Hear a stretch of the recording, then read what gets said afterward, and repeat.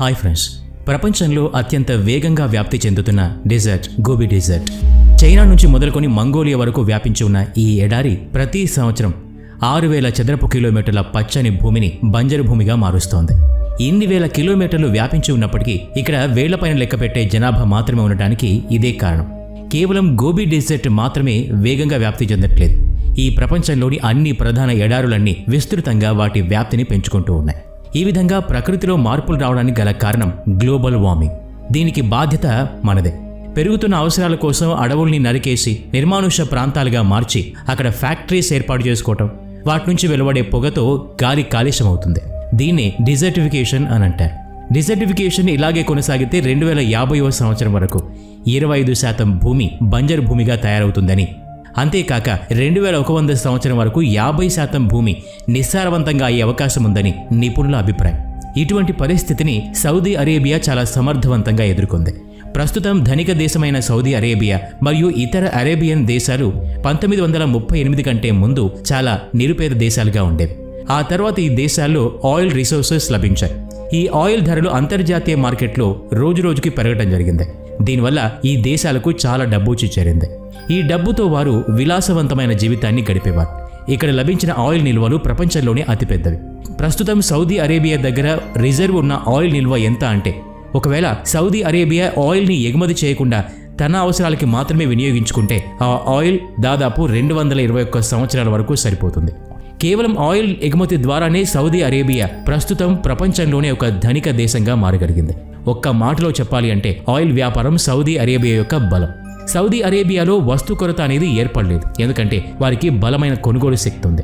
వారికి అవసరమున్న ఆహార దినుసులు, పళ్ళు, కూరగాయలు మొదలగు అనేక వస్తువుల్ని దిగుమతి చేసుకోగలుగుతారు. వీరు నీటిని కూడా ఇతర దేశాల నుంచి దిగుమతి చేసుకుంటారు. సౌదీ అరేబియా దగ్గర చాలా ఆయిల్ ఉంది, కానీ తాగడానికి ఉపయోగపడే మంచి నీరే లేదు. వీరు చాలా సంవత్సరాల నుంచి ఫ్రాన్స్, ఇటలీ, కువైత్ మరియు యునైటెడ్ కింగ్డమ్ నుంచి నీటిని దిగుమతి చేసుకుంటూ ఉన్నారు. దీనికి గల ముఖ్య కారణం డిసర్టిఫికేషన్ మాత్రమే. ఈ ప్రపంచంలోని అతి తక్కువ వర్షపాతం నమోదయ్యే దేశాల్లో సౌదీ అరేబియా కూడా ఒకటి. ఒక సంవత్సరంలో కేవలం 4 ఇంచుల వర్షపాతం మాత్రమే సౌదీ అరేబియాలో నమోదవుతుంది. ఈ వర్షపు నీరు పర్వతాల నుంచి జారి రెడ్ సీలో కలుస్తుంది. ఆహార పదార్థాల కోసం పూర్తిగా దిగుమతిపైనే ఆధారపడకుండా మరియు వారి దేశం యొక్క వ్యవసాయ రంగాన్ని అభివృద్ధి చేసుకోవాలని 1970లో సౌదీ అరేబియా నిశ్చయించుకుంది. ప్రస్తుతం శాటిలైట్ మ్యాప్లో సౌదీ అరేబియాను చూసినప్పుడు లక్షల ఎకరాల బంజరు భూమి క్రమంగా పచ్చని వృత్తాకార వ్యవసాయ క్షేత్రాలుగా మారటం కనిపిస్తుంది.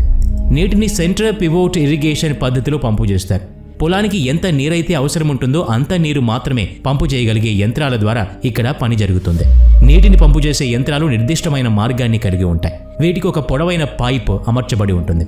అందుకని ఈ వ్యవసాయ క్షేత్రాలన్నీ వృత్తాకారంలో ఉంటాయి. వడీ ఆల్ దవసిర్ అనే పట్టణంలో ప్రారంభమైన ఈ వ్యవసాయ క్షేత్రం ప్రస్తుతం 5,000 స్క్వేర్ కిలోమీటర్ల ప్రాంతానికి వ్యాప్తి చెందింది. వేల సంఖ్యలో ఉన్న ఈ ఫార్మ్స్ని మనం మ్యాప్లో చూసినప్పుడు చాలా చిన్నగా కనిపిస్తాయి. వాస్తవానికి వృత్తాకార వ్యవసాయ క్షేత్రాలు 1 కిలోమీటర్ వ్యాసార్థాన్ని కలిగి ఉంటాయి. అంటే దాదాపుగా 100 ఎకరాలకు సమానం. సాధారణ ఇరిగేషన్ సిస్టమ్ను ఫ్లడ్ ఇరిగేషన్ సిస్టమ్ అంటారు. ఈ సిస్టంలో అనగా ఈ పద్ధతిలో నీరు ఎక్కువగా భూమిలోకి ఇంకుతుంది మరియు ఆవిరైపోతుంది. కానీ పంటకు అవసరమైనంత నీటిని మాత్రమే సెంట్రల్ పివోట్ ఇరిగేషన్ పద్ధతిలో పంపు చేస్తారు. సౌదీ అరేబియాలో ఇటువంటి వ్యవసాయ క్షేత్రాలు వందల సంఖ్యలో మనకు కనబడుతూ ఉంటాయి. జీవనదులు మరియు వర్షపాతం లేనటువంటి సౌదీలో ఇన్ని వేల ఎకరాల్లో వ్యవసాయ క్షేత్రాలకు ఇవ్వగలిగే నీరు ఎలా వస్తుంది అనే ప్రశ్న మీకు వచ్చే ఉండాలి. లిబియా తర్వాత ఎడారి కింద నీటి నిల్వల గురించి పరిశోధన చేసింది సౌదీ మాత్రమే. ఈ పరిశోధనలో 480 క్యూబిక్ కిలోమీటర్ల నీరు లభించింది. 1970 నుంచి ఇప్పటి వరకు సౌదీలో జరిగిన వ్యవసాయానికి ఈ భూగర్భ జలాన్ని ఉపయోగించారు. ఇప్పటి వరకు 21 క్యూబిక్ కిలోమీటర్ల నీటిని వాడారు. కేవలం ఈ భూగర్భ జలాలపై మాత్రమే ఆధారపడితే అది సౌదీ ఎలా అవుతుంది? డిసాలినేషన్ అనే పద్ధతిని ఉపయోగించి భారీగా నీటిని తయారు చేస్తున్న దేశాల్లో అతిపెద్ద దేశం సౌదీ అరేబియా.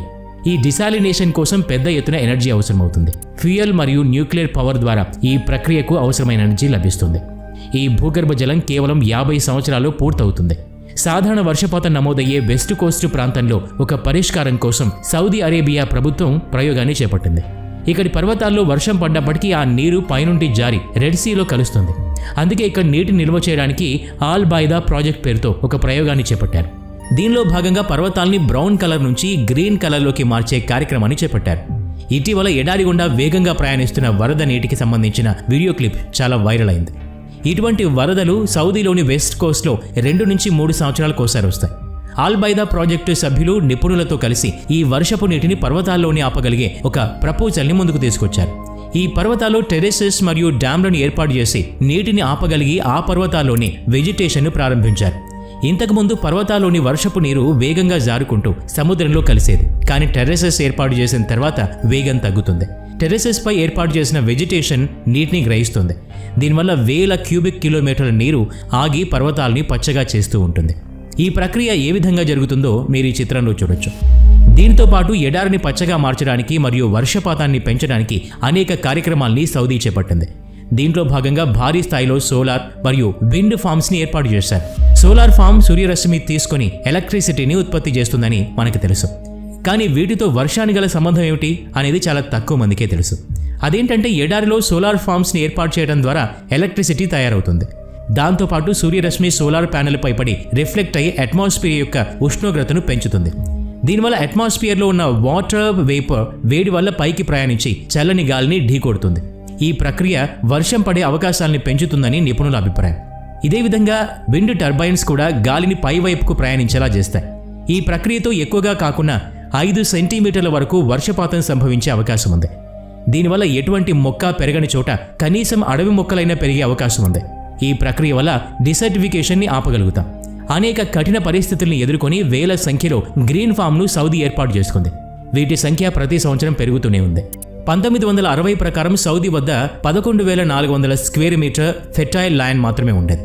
చాలా సంవత్సరాలు ప్రయత్నం చేసిన తర్వాత ఇప్పుడు సౌదీ వద్ద 35,000 స్క్వేర్ మీటర్ ఫామ్ ల్యాండ్ ఉంది. ఈ ఏరియా తైవాన్ మరియు బెల్జియం దేశాలతో సమానం.